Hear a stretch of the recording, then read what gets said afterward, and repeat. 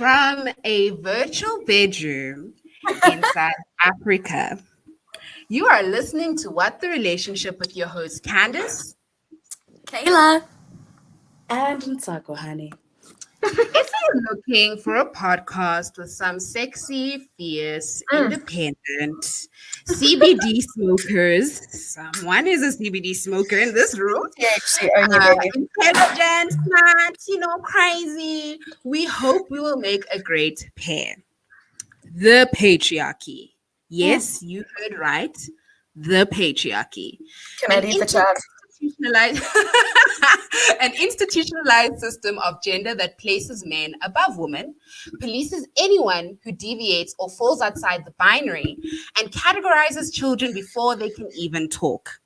Its impacts can be measured in everything from statistics to interpersonal relationships, like the overrepresentation of women in lower paid jobs, or women and trans people as the majority of victims of domestic violence.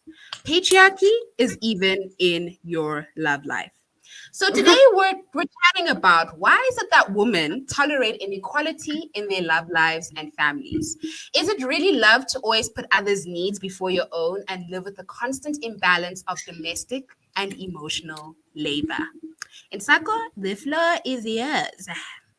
To be honest, this is one of my favorite topics because I just love listening to you talk about patriarchy. Like, you Yes. have such an academic and experience. Like, you bring the knowledge, then you bring experience together. It's just so sexy. Like, I don't know if this is like a love language. I don't know. Like, I feel like you're speaking my love language right now. Like, speak more patriarchy, Candice. And if I can, Nsako, if I can just say, if you enjoy that, Candice, I'll plug for you, baby. You should buy her book, Perils of Patriarchy. Candice, where's that available again? On Lulu.com. You can get it anywhere in the world, people. Anywhere in the world. Yes. Absolutely love this. I've experienced patriarchy so many times in relationships that I kind of anticipated. To this day, I've never dated anyone who has not been patriarchal in some sort of way, some worse than others. But I think my worst experience would have to be this guy is a trauma. Mr. DJ. Why am I not Mr. surprised? DJ. Why are you not? Yeah, I mean, why are you surprised? You shouldn't even be surprised. No, just not surprised. The thing is, from 2017, I've been an entrepreneur. From the moment I walked out of high school, I've been an entrepreneur. I've secured some bags, some bigger than others. Yes. And I'm not shy about my career. I'm not shy about my bags either. If I'm in a relationship with you, I'm going to share my work because I'm in a relationship with you. You should be able to do. Yeah. Mr. DJ, I really thought, things actually started like kind of getting weird after 3 months. Because the first 3 months, obviously, we're still getting to know each other. It's nice. We're going out, he's still paying the bill, right? So now, obviously, after 3 months now, he's starting to get to know me and my very expensive taste. Now, here's something that you need to know. I've got a very expensive taste. Like, I'm not even shy about it. I'm not going to... If you want to take me out for sushi, nice things. We're going to Fire Room, okay? We're going to Fire Room or this other four-ways like restaurant called Yamakado. I have a really expensive taste. Like, my taste is like gold, like shillings. But anyway... So those things started appearing a little bit more because, I mean, we used to go out for like pizza and like movies, the basic things. But then I wanted more like a dinner where we could just like dress up, And, he'd always speak about, the money situation. But for me, like, I am a romantic person, guys. I actually realized this. I'm a romantic person and I really don't mind spoiling my partners. Like, I love spoiling my partners. So if you don't have money for something and I do, chill, dog. Just relax. I'll pay for us. Like, I got you. Yeah. Because it's us. It's our finance. Not him cheating with a hun that is jobless because at least he could afford her, but he couldn't afford me. See, as Sako likes to say. See. No, for real. There is not enough cannabis in the world. At the time, I did not know it was patriarchal, but I knew that maybe his ego, like I used to call it like his ego was dented because like I kind of knew that, maybe he just didn't feel man enough because he wasn't spending much on me. He didn't buy me flowers. He couldn't afford to buy me flowers. And I was okay with that. Like I was very comfortable at the time. Honey, listen, you better buy me flowers.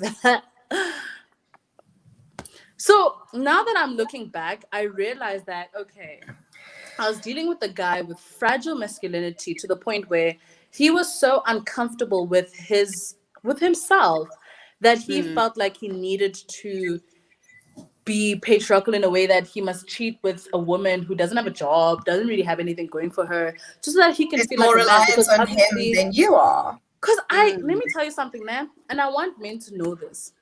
And the men that I've been involved with and the man I'm involved with, I don't need you, I want you. And I feel like me wanting you That's is better important. than me needing you. Very Because it's nice. not a requirement that you're here. It's just the fact that I want you, honey. I want you. You are an independent person by yourself. Yeah, dog. And ever Which is since Sex important. Toys came out, like it's been really hard. Women don't need really anything. hard to Hear be me on good, this. guys. It's Women really don't hard. need anything in this world except a dildo and a dog. Literally. You can do everything for yourself. Like, you just need companionship. That's it. You need companionship and love, which a dog will give you. They're fabulous. Okay. And then sort out anything else that you need to sort out. Yeah. I Did you agree. notice? I don't know if you can see my dog in the background. We're actually wearing matching colors. She's got a pink bow. You So see, and a dog, that's all you need. And dogs are loyal. Dogs They are never question your amazing. When I authority. say, Sasha, sit, she sits. You see, that's what we need, guys. That's what we need. Okay, no, but like, yeah. To comment, sorry, for real. I feel like Nsako hit the nail on the head there a lot, because a lot of like my experiences as well come from like, and I'm only realizing, like, you guys can confirm this. I said before we started, I don't really have much to say on this topic, right? Like, thinking about it from like a financial patriarchy perspective, it's kind of like, damn, like that exists. That is a thing that I've seen. Like, that has been an issue, because up until this point, I've only ever dated men who I come from a more well-off family than them, or, you know, I earn more than them, or, you know, I'm more educated, like university-wise than them. Like, that kind of stuff. It's never, like, I've always experienced it, you know, and just thought like, oh, okay, cool. This is just how someone would act when they're uncomfortable. You know what I'm saying? Like, I don't know. I actually, I see it. I see it. I never even thought of it as patriarchy, though. Thank you, Nsako. Now I have to go and sit in bed tonight and think. Yeah, I mean, let me academicify. I'm making that a word. Let me academicify this whole topic. So I think what's interesting about, you know, the patriarchy is the role that gender roles in particular play in shaping young girls to be in relationships, right? I think one thing that we need to have a deep conversation about the impact patriarchy has on us is that our ideas of romance have been ingrained to us to say that we must be ready to sacrifice. We must have the ability to sacrifice always, right? And never allowing the responsibility and accountability for men to actually be just sufficient partners, right? We are also taught to be very likable, right? So I think, you know, at some point in high school, we're always just like, yeah, but I'm not like other girls, so you can like me, right? Sorry, that just triggered. I'm so triggered. I'm not like, and what that then does is that it sort of conditions us to just sort of yes, here's my Fiji water. There we go, Fiji water. We are so what it then does is it allows us to accept mediocre love in our lives, right? We are therefore always making it seem like this romance we see in TVs and whatever is so ethereal. And then when we come and realize, not the love that I deserve, the love that I'm worth, you know, and start demanding, then we're being too bossy. We're asking for too much, you know. And that is what gender roles do. Gender roles do that. So I actually saw this. This is because somebody sent this to me on a girls group that I'm like on, right?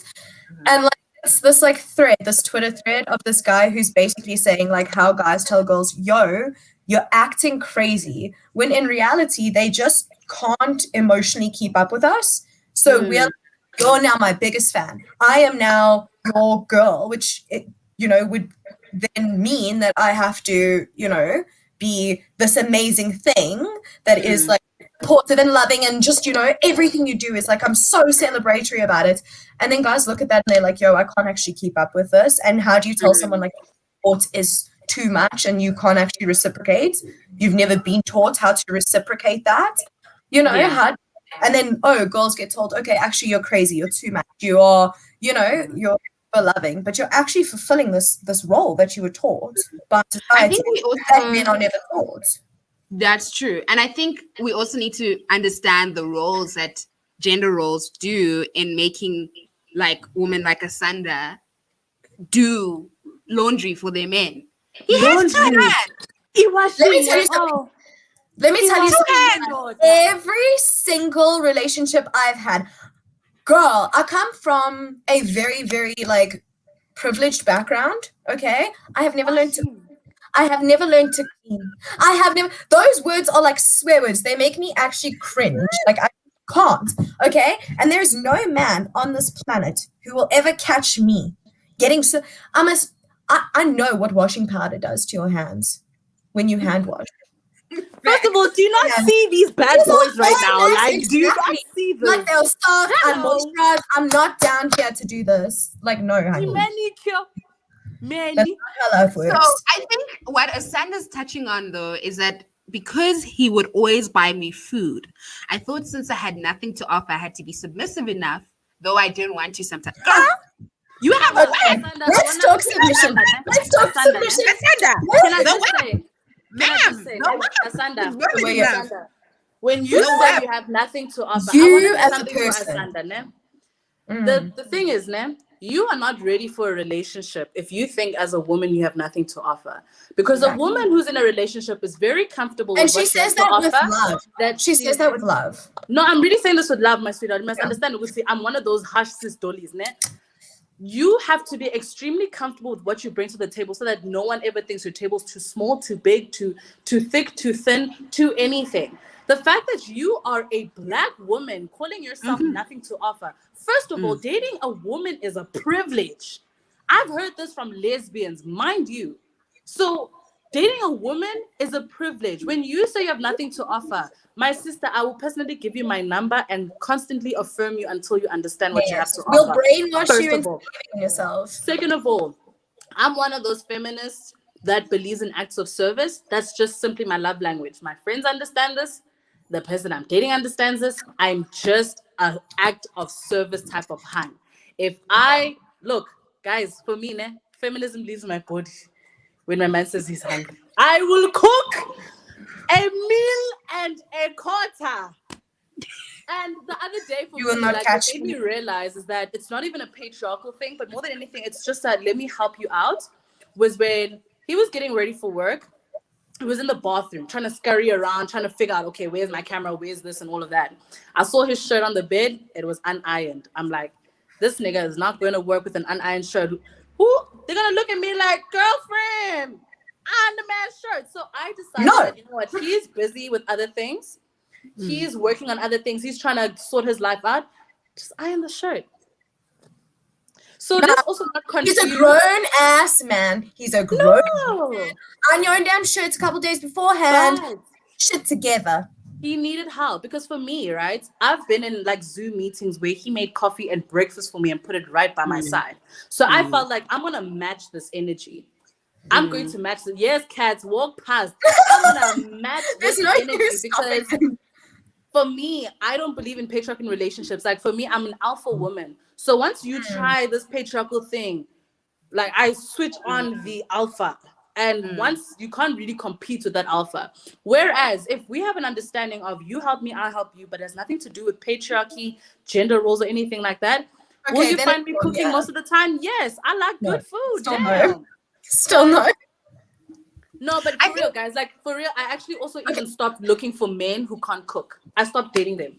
There's no way I'm dating a man who can't cook. This is the way that I look at things, right? So I was raised in, like, okay, I'm Portuguese, and it's a very like traditional culture in the sense of like, you know, women cook big meals for the whole family and like it's incredible food and they like keep a house and, you know, it's very like traditional patriarchal Portuguese and Zulus are the same. So like I grew up in a place where, you know, I was expected as a girl to have certain skills. And I've lied to people before being like, yeah, I can totally cook or whatever. And like I almost with hubby, ex-hubby, Yes. I almost burnt down the kitchen the first morning that he slept over because I tried to make breakfast and I started a grease fire, you know, and like that's something that genuinely I am what I am. Even as like a woman, I had to like really, really sit. And it's sad that this is something that I had to do because it hurt a lot. It was a process that wasn't fun, you know? Like I had to sit and actively work through the fact that like I can't cook. I am a germaphobe, but it's not, I'm not like, you know, I can clean a whole house in like a day. No, that's not, you know, I'm not an efficient cleaner. I'm also not even sure if I could be mothering, you know, or motherly, or like if I could have kids. And that's something that I had to sit back as a woman and be like, wow, am I less of a person for this? You know what I'm saying? So, and you're not. Yeah, but like unfortunately after like because I look at myself much like Asanda does, where I'm like I don't have any of that to bring to the table, but Asanda, wow, you have so much. You have so much to offer, and I had to sit and go, I can't bring that to the table. Am I less of a woman? Am I less of a partner? So the point that I'm at now is where I go, I can't cook. I can't clean. I might not be able to have or mother children, like, you know, raise children. But let me tell you how I got this ready. You know, and like, I'm not going to change that about myself. It's not something that I'm actively going to change because I feel like I've been told for so many years that I won't be a good enough person. Never mind a woman, a person, you know? And it's like at the end of the day, if I can take care of myself, regardless of my gender, that is what matters. And that's what makes me a good enough partner for someone. And I feel like that's what's important. Yeah, today is just going to be academic Candace, guys. Like today, in her element right now. It's happening. I even got the earrings out. I'm here. I love academic Candace. I think what's important to acknowledge that we're not as society having enough conversations about is that I don't have a problem with making coffee or a sandwich for my partner, right? I don't see myself being sort of disenfranchised as a woman by serving my partner because it makes me happy. What I won't tolerate though, right, is being forced to based on a set of gender roles that say you are expected to serve your partner. That for me becomes problematic. It needs to be a give and take, right? So in as much as I can serve him, he's also, I wouldn't say expected to serve me. He will rightfully, when he wants to, serve me as well, right? There's that equal sharing of responsibilities. Because I think most of the time when you talk about patriarchy to men, they don't understand that as women, in particular Black women, the responsibilities we face in the domestic sphere and also in the sacrifice of our education, our career paths, our dreams, our own needs. It limits us because now we have to basically put your needs as a man first before ours, right? And that's essentially what the patriarchy is. It's a system where men are superior. And so everything in society, they get prioritized first. Politics, relationships, money, whatever, they always put first. And so that also affects love life when you are with a man who then says, but you as my woman, I need you to cook, clean, take care of the kids. But then I also have an MBA. I'm also studying to get my MBA. But not only that, you can pay people. You can pay people to do that, so you're gonna pay me. I hear you guys, man. I feel like we need to also, and I hope maybe this conversation comes up another day.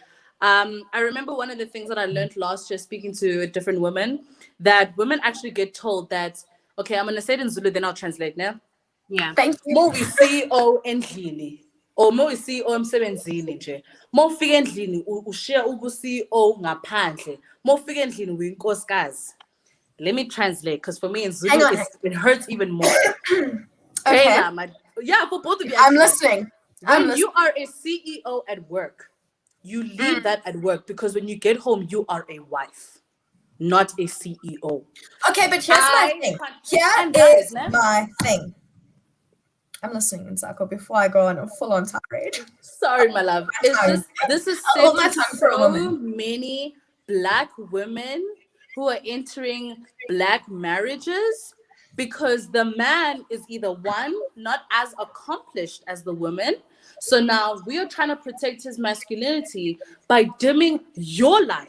And my biggest problem with patriarchy in the relationships, is the fact that you know where it starts. It starts with men not knowing their place and not knowing expectations about relationships. Because a man walks into a relationship and says, I'm going to fund you, I'm going to pay for you, I'll be the provider.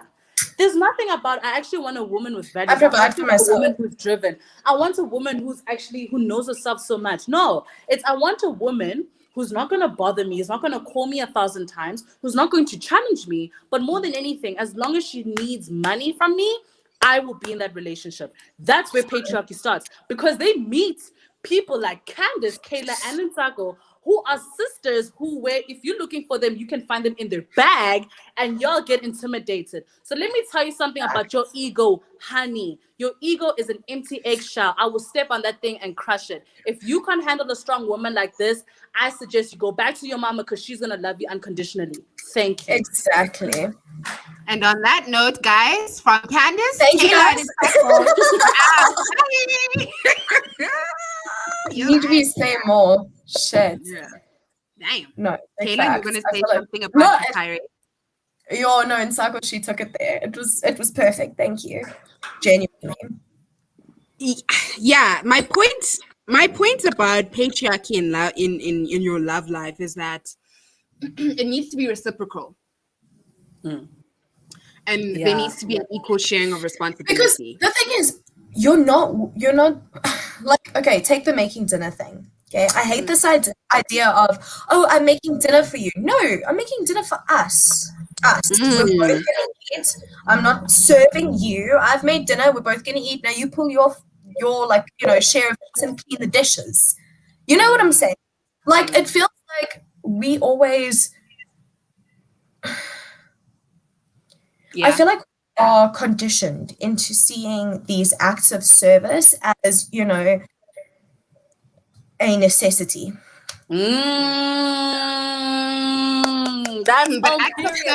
on Black baby Jesus. Let me also mention that acts of service is a love language. So are we then and that's the thing in challenging the fact that acts of service needs to be removed of the patriarchal BS?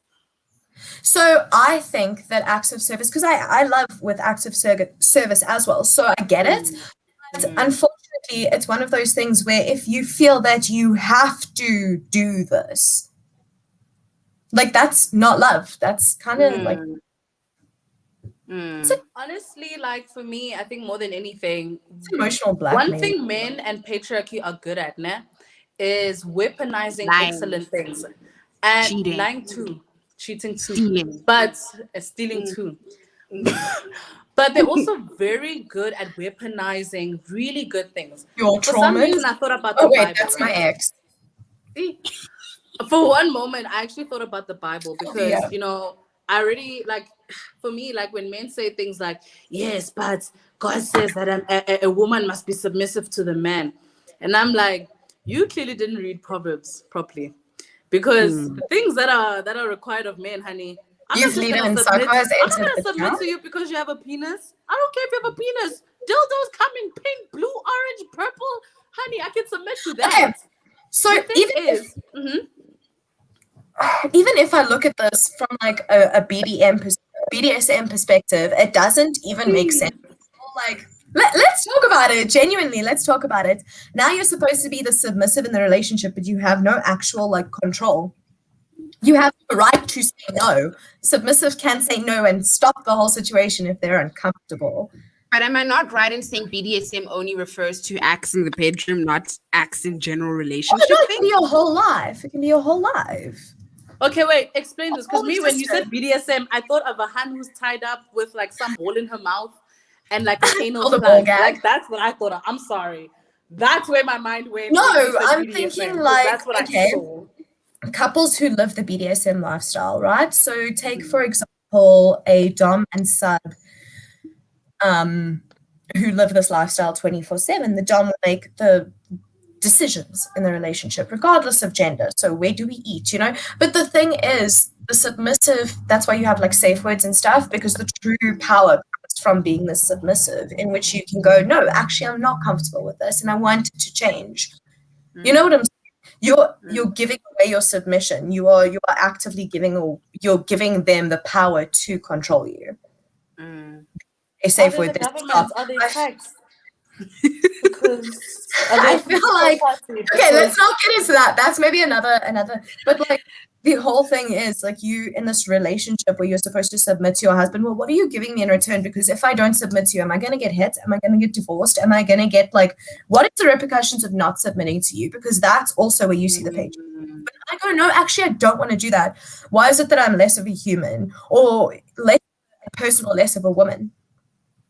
But I want to challenge submission, hey? Like, I used to be that hand. And I think when I was younger and didn't really understand feminism to its degree, I used to be a very submissive woman. But then I realized that I was submitting to trash. So basically, like, wanting to go and kiss trash and, but trash couldn't even take itself out. And I realized that, submission is actually a two-way street. And I think this is the part of the Bible that I like to challenge a little bit. Submission is a two-way street, because when I make decisions about us, I need you to trust me. I need you to also see me that I'm seeing this in a very different way that you're seeing it. And I'm seeing it with like a sixth sense, because women have a crazy intuition, right? But also when you want to take a step in the relationship and you want to, do something, I must be able to trust you. So I think more than anything, submission really is based off of trust. It's the fact that I can trust you to make a decision. Yeah. But no, that's the thing. For us, like young people, we understand it from the basis of trust. When we look at like older people, especially like the parents or the aunts and the uncles that are married, submission for them it's almost like the husband has to control the wife, and the wife almost has to say yes to everything. And if she does not have a say, or if she actually like raises her voice or something, Jay, that she doesn't like, then she's immediately rejecting the submissiveness, and then it comes across as disrespectful. And that's the problem that I have with submission. So for me, if you're gonna date a woman like me, I need you at some point to submit to me. And best believe, if you give me that energy, I'm giving you that energy. If you're making a decision, dog, I'm gonna support you. I'm gonna be there to hold your hand. I'll be your water boy. But guys, patriarchy in relationships is the reason why, one, women in marriages are being raped by their husbands. And it's a fucking fact. It's a fucking patriarchy in relationships is the reason why. Sorry, I have to say, because I'm so against that shit, and people don't believe it. Patriarchy in relationships is the reason why some women are actually housewives, because they're not housewives because they want to. They're housewives because they're told that, okay, now that you have kids, you need to raise them. You need to raise them. Not that you can raise them and also have your own career and stuff, right? 3, patriarchy is also in relationships is the reason why some men have the audacity to bring another woman home and say, you know what, you weren't satisfying me enough. You're cold in bed. So I'm going to bring another woman in bed to fill in that aspect. Patriarchy is the reason why men can enter polygamous relationships and polygamous marriages with women, but not even tell them. You can have a whole second wife, a whole life outside of your marriage. But because you believe in that verse that says a woman must submit to a man, honey, don't forget the part where Jesus said, you better love the woman like God loved the church. And last time I checked, I'm not loved like the church. So you better check yourself. Dear man. Accountability. Can we please just patriarchy is the reason that lesbian porn is hot, but gay porn is not. Like, I'm just saying. Patriarchy is the reason why. What am I to? I'm just a thing that serves your fantasies. It's the same reason go topless on a beach, but women can't. It's the same reason why people say that women can't breastfeed in public. Because my boobs. Whip out your titties. I will whip it out for you. Whip out your titties. Has been made to satisfy a man. Candace. Patriarchy is the reason why men are actually being murdered more than women. But because a man can't even eat a banana normally because he's seen as gay. A man can't have freaking nail polish because it's seen as gay. Also, wearing nail polish, that shit is hot. It is so sexy. It's so sexy. It's men walk into relationships. I'm digging it. I'm like, damn, boy, okay. Okay. Men wearing earrings is so sexy. Men wearing shorts. Have you ever seen a man with nice legs wearing shorts? Let's take it for a second. Okay, vote right now. How many out of 3 women find it attractive when a man is confident enough in his sexuality to dress in women's clothes, wear earrings, whatever it is, but know that he is straight or bi or whatever? There it is, 3 out of 3. And we all pretty different on the spectrum of women. Yeah. Interesting. Men can't even wear pink. How stupid is that? Who reinforces this though? Is it men reinforcing it with men, or are we somehow reinforcing it? Because I feel like we constantly as women have these conversations where we're like, guys, this is the reality of it. Like, I have a partner who feels as though he can't even cry in front of me, and it's like, it's not because of him. And it's like men get told that there are certain things that they can and can't do, or ways that they can and can't act. And it's like, as a woman, like, challenge that and tell your partner and talk about these things. But like, guys, it kind of also comes down to how you guys treat each other. Yeah. No, the reality is that we as women are gatekeepers of patriarchy, right? And I think there has to be some form of unlearning the myths and the learnings that we've been taught. We have to unlearn that shit. But also, like, it's important that when you're in a relationship with someone, you always need to understand their environment. So, for instance, the captain came from a very, very violent, hypersexual, hyper overt, hyper masculine institution. Or boys' school. And you're expected to, like, just present the worth of your macho sake. Like, you can't be vulnerable in those instances. So if you spend like maybe 8 years being in that environment where you're being taught to be hyper masculine, and then you come into a relationship where you're with a girl who genuinely doesn't care a damn about how you dress. Like, she more cares about the values that you bring to the table and the soul and the person that you are. And then she's telling you, cry in front of me. He's literally gonna. I don't know if you've ever seen men, like, when you bring like something to men and they question it. Have you ever seen men, like, sort of, what's that word? They start frying. Their brains start frying. They like. Like when a puppy hears a weird noise and then they kind of just go. Like, wait, what? Yeah. So now you're telling the captain, but babe, cry in front of me. It's okay. Safe. And Yeah, he's just like, those tear ducts have not been used in more than 10 years. What are you going to say? Sweet. So we need to unlearn it. We need to unlearn it. Yeah. We should not really sad in the first place, though. You know what's really sad is the fact that I think the one thing men have to realize is that men, like, patriarchy actually affects them. And please, like, disagree with me if you will, especially Candace, because you have more, like, academic knowledge about this. But I really feel like patriarchy actually affects men more than it affects women. Facts. Let me tell you why. I see patriarchy as a chain, right? So I see patriarchy at the top and I see, okay, the perpetrators are men.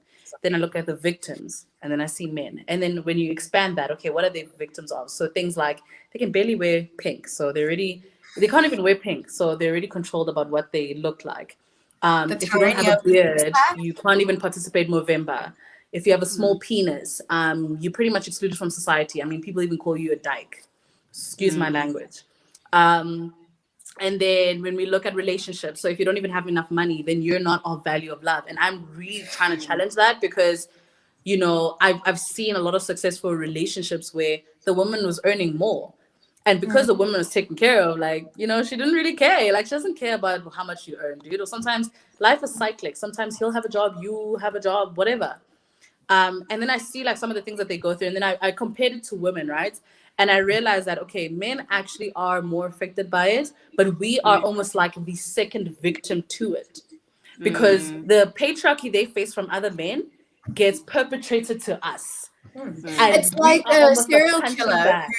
a serial killer who's abused as a kid and then murders people who look like his mom. Exactly. And I think for me, that's the biggest problem here, is that this new generation of men, we need to teach them how to look for relationships and also how to relationship. Because But that's the problem. They walk into down to relationships, men, dude. they watch. No, but that's the thing, man. For me, I I'm don't know. tired of teaching men. I'm tired of having the patriarchy conversation. Like, genuinely, I'm fucking tired. I'm tired of hearing say like sexist things and being like, are you kidding me? I'm tired of being the girl who's having those conversations with men, the crazy girl, the feminist girl. Like, I'm so tired. Y'all need to take your shit with each other. I'm gonna sound like I'm not responsible Dr. for Martin Luther King Jr. right now, né? But babes, imagine if they were tired. Imagine if Steve Biko was tired. Imagine if Mandela was tired. Imagine if Oliver Tambo was tired. Would we be here? No. But babes, but I'm also no, guys, no. willingness. Please There's a understand, I'm a willingness. Pisces. I choose There's peace a over willingness. There's Google. Honey, There's do you Google. know what? There's YouTube. Taylor, I'm so There's sorry, feminist sis. podcasts. Okay, so there's here's the books. thing. Here's the I'm thing. so sorry. Like- I'm so sorry. But do you really think racist white people are out here willing to learn about black people? No, they're not. But they kept pushing. They kept pushing because we have the end in mind. Guys, you can't expect a revolution and you just get tired at every corner. It's okay to be tired. But at some point, we need to just push a little bit further because we're trying to get to the end point. But we there's can't- points at which you actually can't talk to, like, okay, so I look at you, okay, and the patriarchy, literally, he was a pretty skinny dude, like skinnier than me, and if you've ever seen me in reality, you know that's not hard because she's thick, okay? So I have always been skinnier than me, and like this like person actively told me like I don't feel like a man because I'm not like, you know, big. I want to get big because I don't feel like a man. I could tell him constantly, like, no, you are incredibly sexy. Like, the fact that I could break you like a toothpick is like kind of my kink. You know what I'm saying? But like, you can like say that. You can say it in 10,000 different ways and in affirming ways and try and be there. But if it is nailed into them by other men and they already don't respect your opinion as a woman, no, I'm sorry. I won't lie to you, guys. Like, I am really, maybe this is a personal thing, by the way. Like, really hold me accountable to my words according to my experience, né? I'm extremely unnecessarily patient when it comes to men who are extremely patriarchal. I've dealt with men like that, and I really just sit them down and I really get them into it. I've had experience. Are they always willing to learn? Absolutely not. But do they pick it up on the way? Yeah. We can't expect the whole world to change in a day. It takes time. But I'm saying that when it comes to patriarchy and fighting patriarchy and the revolution of feminism, we need to understand that this is going to take a few years. We come back from biblical times of patriarchy. And babe, people still don't... How do you fight a battle in which your voice doesn't matter? Your voice does matter. Your voice no, does but matter. that's the thing. These patriarchal men, they don't care. And the men who are, you know, victims of this patriarchy are being taught that our voices don't matter. They're being told. They're constantly like, your opinion on the scale of, you know, value outweighs a woman's. Like, my love, I read a billboard the other day that said, raise your voice, even if it's shaky. Keep raising it. Listen, dude, Black people have been fighting for 400 years. 400 years to even get to where we are right now. Feminism is going to take even longer. Do you understand that even our generation of children are not going to be free? Their generation of children are not going to be free. We're looking at least a 400-year projection. I mean, dude, when you look at the women and what they were doing, Madam C.J. Walker for me is one of the most inspiring women ever, because when you look at how she managed patriarchy and how she managed to just really change the game. I mean, dude, how are you the first Black female self-made millionaire in America in those times? Yeah. Those times, like, do you understand how crazy that is? So for me, like, when tackling things of patriarchy, I think we really need to look at, and this sounds so bad and shame for all the men that are listening, please understand that this is coming from the gentlest and kindest space ever. We need to treat men almost like they're grade ones. You know, when you teach a grade one to pick up a pen, it really needs to be like that, guys. You need to start from scratch. I don't want to have to do that. Like, don't get it. They've never been raped. They've never been catcalled. They've never had a man look at them somewhere. Guys, I was at the gym today, and one of the instructors. So listen, my body is gold. Some nigga was standing there staring at me the entire time, like staring at me. I literally walked off, guys. It made me feel so uncomfortable. Feeling in your back where you like know that they're staring, and absolutely, like absolutely. Run. And I walked off because they'll chase. Men have never experienced that. They've never experienced that. I'm not gonna put this down and say that like men don't get sexually harassed, but like even the most open-minded men are still impacted by it. And if we don't have other men going, like, if we don't have other men, scared of each other, honey. Men are scared of each other.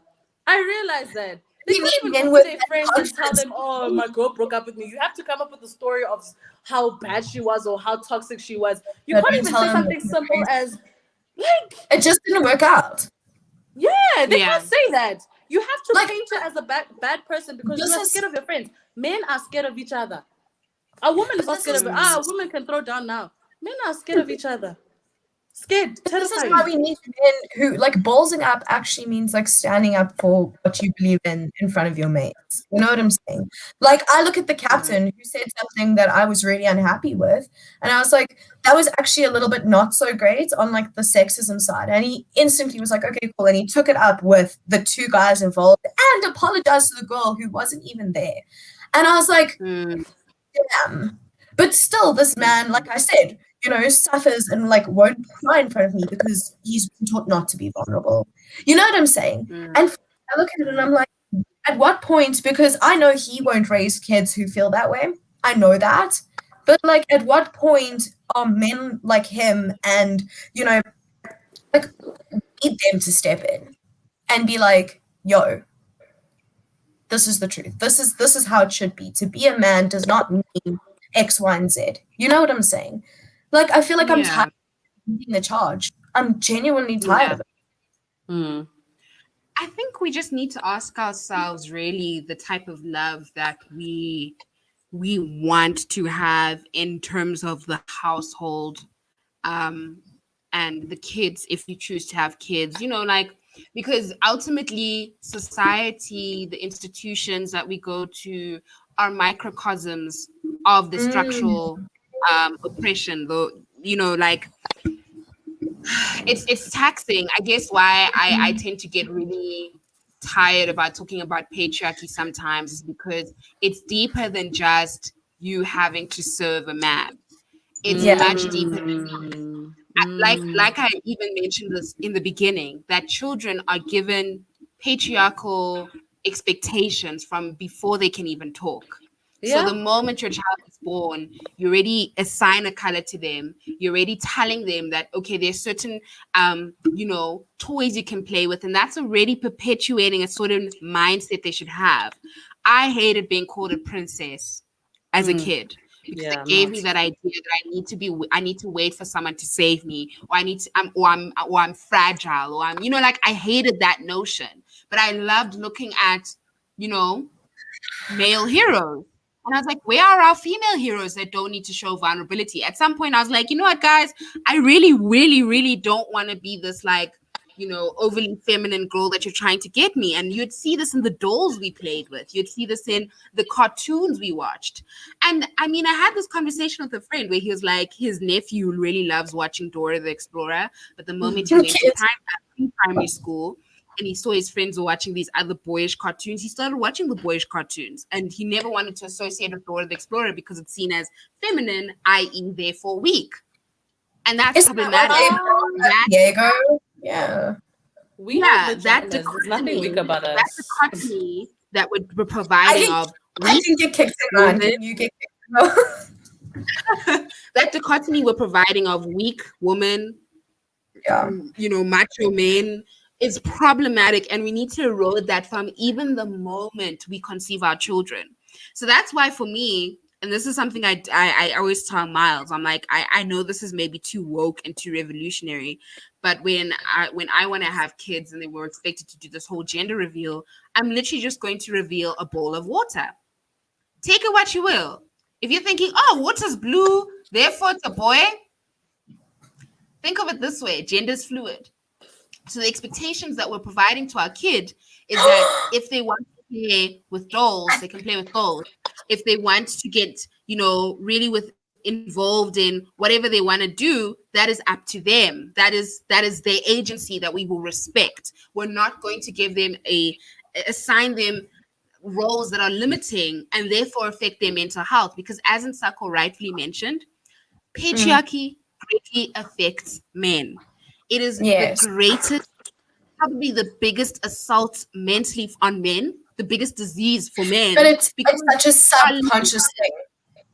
Exactly. So and subconsciously, you can see, like, subconsciously, mindfully, that can have a huge impact on you rather than physical ailments, right?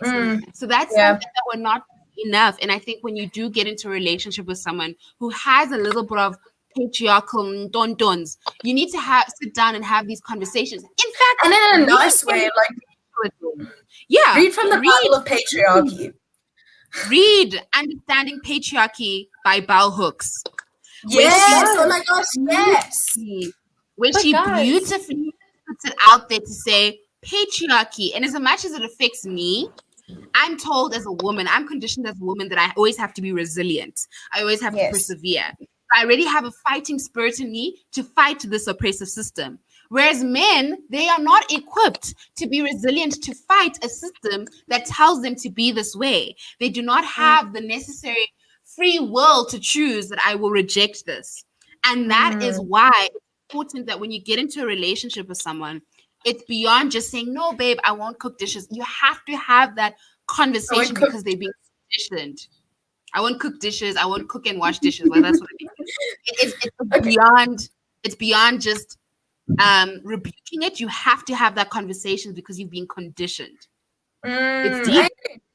But I also think, Candace, like, you really, yes, when you the way you put words is, you're making a chocolate cake, the most perfect chocolate cake, I 150% agree with you, because also what I want to remember, so guys, I'm going to speak about the Black woman experience because I'm a Black woman and I experience life every day. Behind every patriarchal man is a mother who will take it all, honey. Oh my gosh. There is that mother. And I think I'm really thankful. I'm thankful that the household that I was raised in, my dad, his parents passed away when he was young. So my mom, is a very, she's into dark humor, right? She's always like, I thank God I don't have mother-in-law issues. Genuinely. No, she'll say that, hey, and in front of him. And luckily, look, my grandmother used to love my dad. Honestly, she passed away a few years ago. But that's how I was raised. So for me now, dating men, and I realized that my pool of dating men are somewhat similar. I always date men whose fathers aren't present in their lives, which is very awkward for me because my father used to buy me. My father used to, and probably sometimes still buys me pads. Oh yeah, my dad cruised into single dad life in the same way after the divorce, dude. So it's what size tampon do you use? Exactly. And sometimes he doesn't even ask. He just asks for a picture. Please send me a picture of an old one. I'll always remember this and put it on a retainer. Sometimes he'll send me money to go and buy it. And for me, right, for me, when we look at patriarchy in relationships, you almost have to realize that in every single relationship you're going to be in, and this is unfortunate, but it's also a learning curve. You are going to experience some sort of patriarchy. Some are more extreme than others, but I feel like it depends on how you are with your partner. Sometimes you really just want to teach your partner because that's all they know. Behind every patriarchal man or every patriarchal act is a mother who has condoned it for years. Oh my gosh, yes, please. Can we, as mothers, going forward, Please, Oh, enough. mother and son Call your relationship sons is out on probably the it. most Enough. toxic. Listen, Do you mother and know son when your son's relationships are girlfriend calls you? disgustingly toxic. When your son's girlfriend calls you and says your son's just slapped me for closing his computer, maybe you should say something other than he's never been aggressive before. I hope this remove woman the catches her victim sub, blaming. hey? Remove the victim blaming, yo guys. But let me just Hurts. to close off the discussion. Oh, can I just say one thing before we close? Yeah. Candace, let me steal your gender reveal idea, babe. I've decided my gender reveal is going to be me popping an LGBTIQ plus cracker and coming out as gay to my parents. Like, Straight yes, up. I'm with child, but I'm also I very think- like. So FYI, mom and dad. I feel like that's perfect. Okay, well, my gender reveal is gonna be like really weird colors. It's gonna be either beige or khaki. Diamonds. Because Beige for a girl, khaki for a boy. beige for a girl. I'll get it. Yeah, I'll like my baby shower as No, well is gonna be it's beige and white. Whether it's a girl or That's khaki and white for a boy. Like That's very for me, I hate colors because okay, look, it's weird. My favorite color is pink, right? But I Yeah. hate the color because guys, girls look dope in blue. Have you seen a man in pink? Oh, so blue is did you everything. see Jay-Z's suit when he went to that branch? In that pink suit, I was like, Also, can we please just can we normalize men who drink pink drinks? Because FYI, every time you as a man pick up and drink the beer, I think about the belly you're gonna get because that's like 10 slices of bread, bro. Drink a pink drink, they're like much healthier for you. Men, drink your GNTs, please. We will not judge you. Guaranteed, I'm not gonna judge you if you drink a beer and you enjoy it, love it, but like please, if you want to drink a drink and you feel like you can't. Fruit and I'm about to be hella attractive. Be within, you know, it's totally okay. Drink your pink milkshakes if you want to drink your pink milkshakes, it's okay. Hell yeah. Yeah, I mean, I always get deep and political about patriarchy, but I think from for me as a mini TED talk, it's important to unlearn these unconscious and damaging hierarchies that are used to maintain systems like sexism, racism, homophobia, transphobia. It's so important to unlearn them because unlearning these unconscious things is an act of love, right? If our romantic relationships are truly to be revolutionary, are truly to be patriarchy free, we cannot replicate, i.e., we cannot copy patriarchy and put it in within our love. We can't do it, right? When we know how toxic it is to us. So it follows. It's important. We need to learn to expect equality. So we need to teach young boys what equality is about. We need to teach young men in particular that being a man in a relationship means being a partner, an equal partner, sharing in those responsibilities. It's important that we also teach men and women as well, or however you identify, to demand respect and to see each skills that are valuable to learn without sort of like gendering them. So let's not gender cooking. Let's not gender fixing a tire.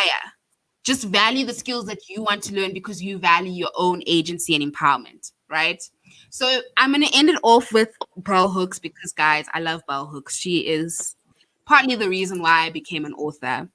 And she says in her book, All About Love, all too often, women believe it is a sign of commitment, an expression of love, to endure unkindness or cruelty, to forgive and forget.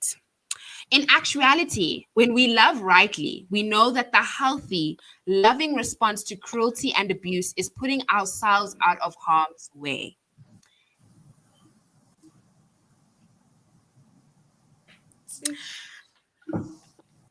Yes, guys, I said what I said. If the I really can't wait for you to put award-winning before you say I'm an author. Manifesting. Just but so many candles. But if the patriarchy is putting you in harm's way, mentally, emotionally, physically, get the fuck out. That's what Yes. Bell Hooks Please, said. please. Blunt way. Any final thoughts, ladies, before we wrap this up?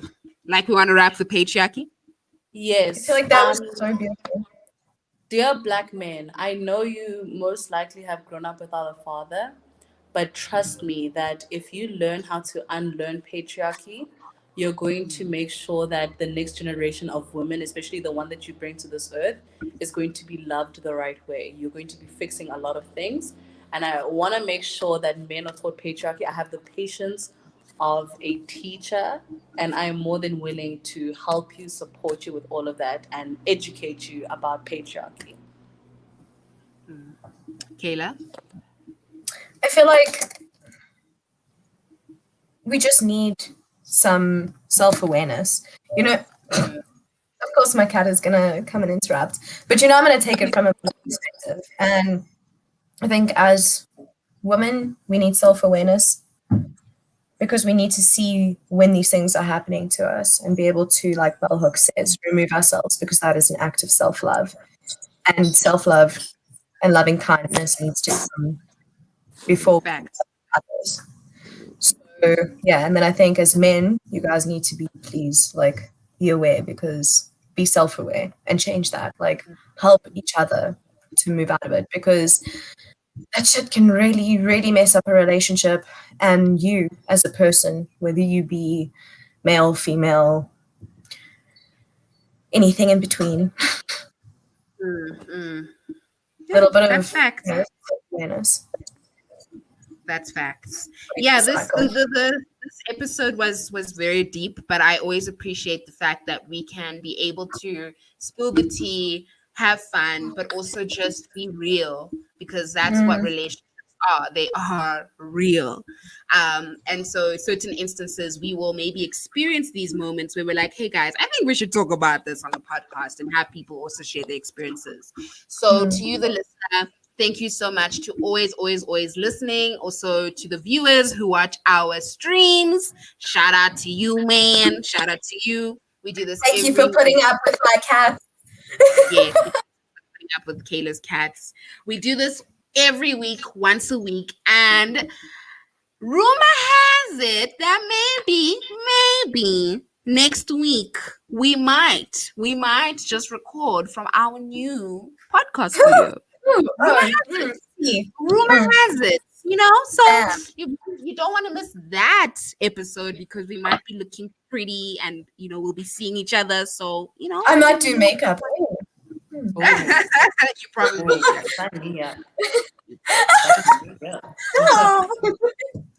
So on that note, from me, Candice, and me, Kayla, and me, Ntsako, we are out. Bye. bye.